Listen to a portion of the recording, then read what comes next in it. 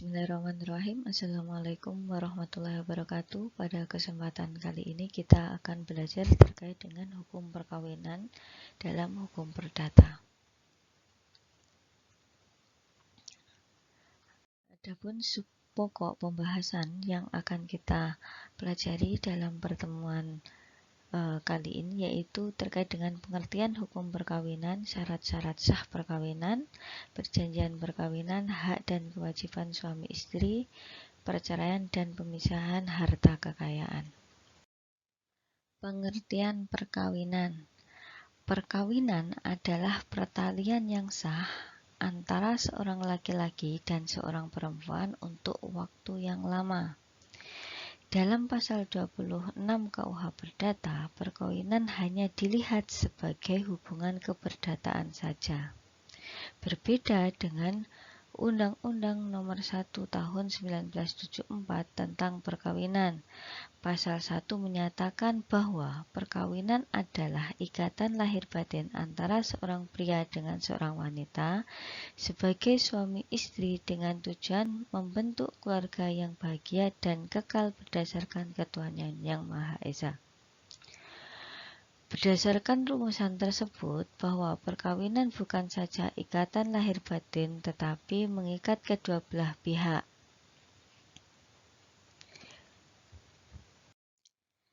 Dalam KUH Perdata, untuk melaksanakan perkawinan yang sah, maka harus memenuhi syarat-syarat sah perkawinan, yaitu kedua pihak telah berumur sesuai dengan yang ditetapkan undang-undang, yakni seorang laki-laki 18 tahun dan untuk perempuan 15 tahun. Harus ada persetujuan dari kedua belah pihak. Untuk seorang perempuan yang sudah pernah kawin harus lewat 300 hari sudah putusnya perkawinan, yang biasa disebut dengan masa iddah. Yang keempat, yaitu tidak ada larangan dalam undang-undang bagi kedua pihak untuk melaksanakan perkawinan. Yang kelima, yaitu untuk pihak yang masih di bawah umur harus ada izin dari orang tua atau walinya. Sebelum melaksanakan perkawinan harus dilakukan terlebih dahulu, yaitu pemberitahuan tentang hendak melaksanakan perkawinan kepada pegawai pencatat sipil, yaitu pegawai yang nantinya akan melangsungkan pernikahan, dan pegawai tersebut mengumumkan tentang akan dilaksanakan pernikahan tersebut. Pada prinsipnya, seorang yang hendak melaksanakan perkawinan diharuskan menghadap sendiri di muka pegawai dengan membawa 2 orang saksi. Hanya dalam keadaan yang luar biasa dapat diberikan izin oleh Menteri Kehakiman untuk melakukan perwalian, mewakilkan orang lain menghadap yang harus dikuasakan secara otentik.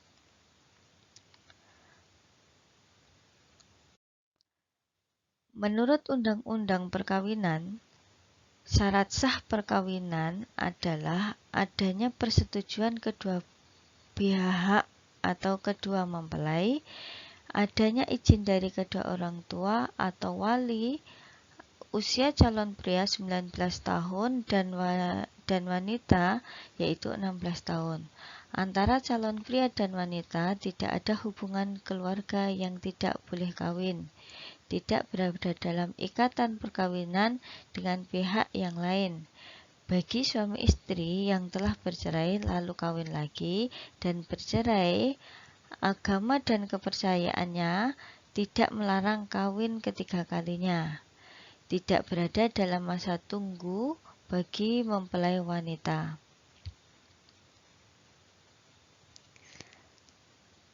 Larangan untuk kawin, bahwa seorang tidak diperbolehkan kawin dengan saudaranya meskipun saudara tiri, seorang tidak diperbolehkan kawin dengan iparnya, seorang paman dilarang kawin dengan keponakannya dan sebagainya.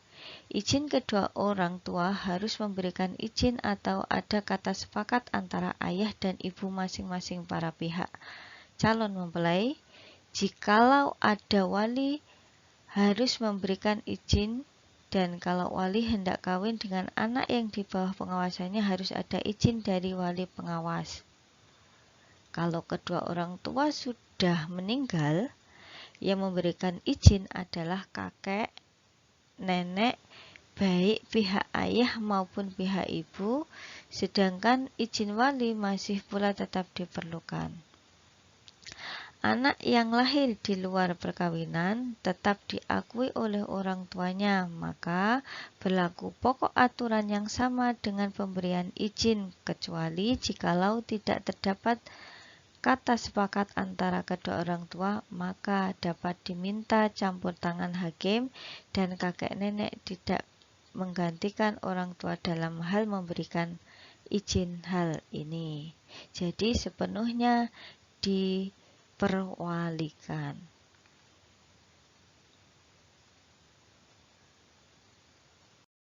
Perjanjian perkawinan. Menurut KUH Perdata, sejak adanya perkawinan, harta kekayaan suami istri, baik harta asal maupun harta bersama, sebagai suami dan istri menjadi bersatu, kecuali ada perjanjian perkawinan. Jadi, perjanjian perkawinan adalah kesepakatan untuk memisahkan dan mengurus harta masing-masing dalam perkawinan sebagai suami istri. Nah, kalau menurut Undang-Undang Nomor 1 Tahun 1974 tentang perkawinan, perjanjian perkawinan adalah kesepakatan yang dibuat oleh calon suami dengan calon istri pada waktu atau sebelum perkawinan dilangsungkan. Perjanjian dilakukan secara tertulis dan disahkan oleh pegawai pencatat nikah, dan isinya juga berlaku terhadap pihak ketiga sepanjang diperjanjikan. Perjanjian perkawinan itu mulai berlaku sejak perkawinan berlangsung dan tidak boleh diubah kecuali atas persetujuan kedua belah pihak dengan syarat tidak merugikan pihak ketiga yang bersangkutan. Jika menurut Undang-Undang Perkawinan bahwa harta asal dan harta bersama tidak bersatu meskipun adanya perkawinan.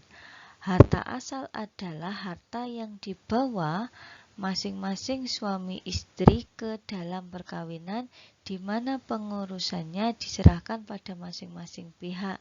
Sedangkan harta bersama adalah harta yang diperoleh selama perkawinan.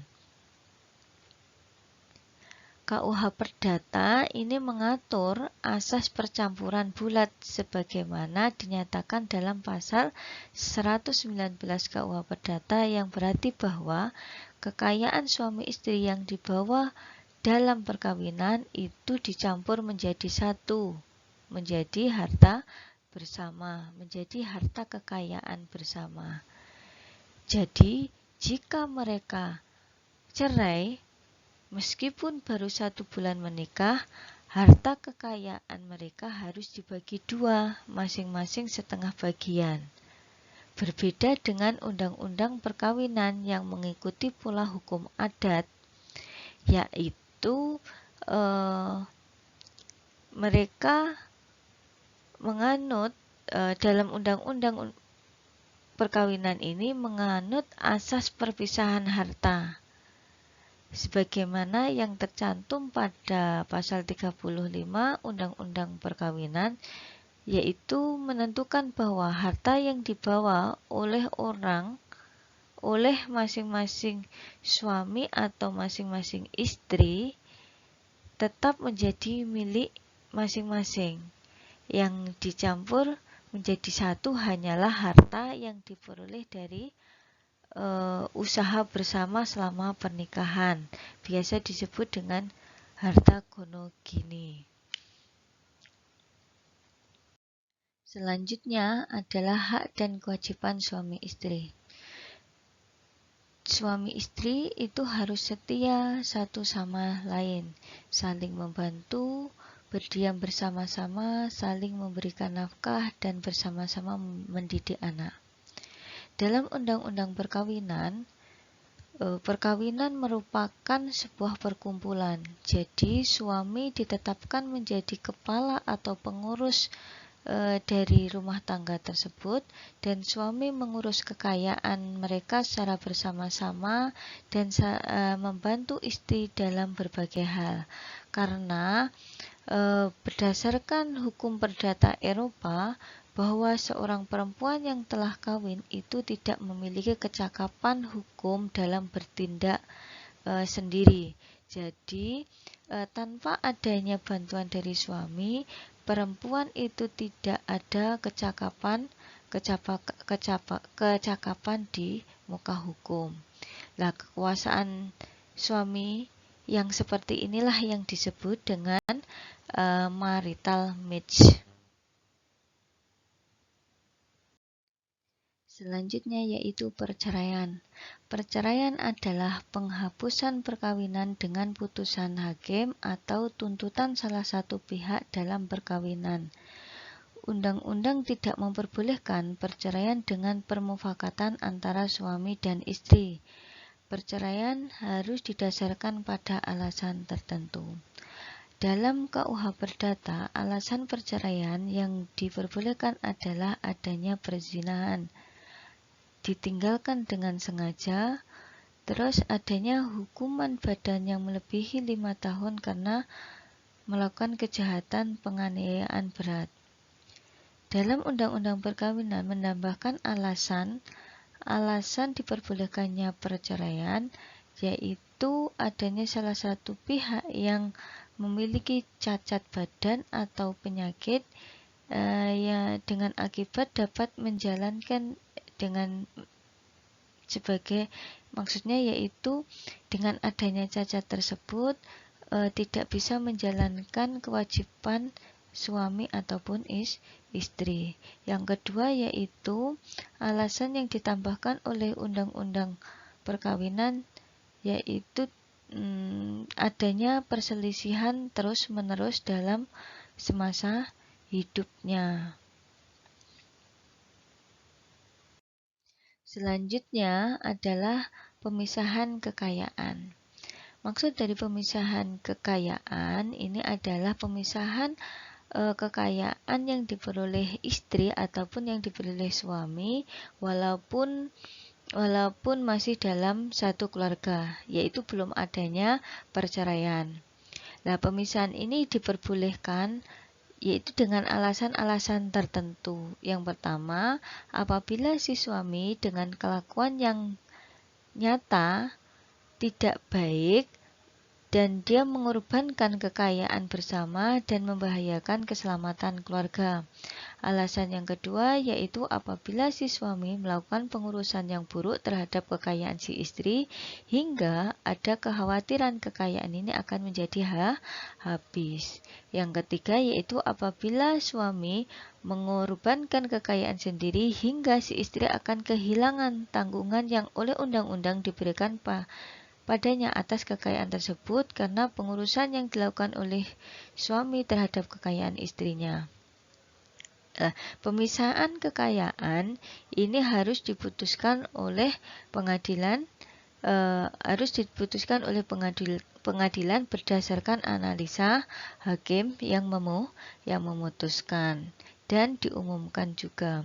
Pemisahan kekayaan ini dapat diakhiri atas persetujuan kedua belah pihak dengan meletakkan persetujuan itu dalam akta notaris yang harus diumumkan sama seperti pada saat melakukan pemisahan harta kekayaan. Mungkin cukup sekian dari saya. Mohon maaf apabila ada kekurangannya dan apabila ada yang belum dipaham bisa ditanyakan di room chat Google Classroom. Sekian, terima kasih. Akhirul kalam, wallahul muwaffiq ila aqwamit thoriq. Wassalamualaikum warahmatullahi wabarakatuh.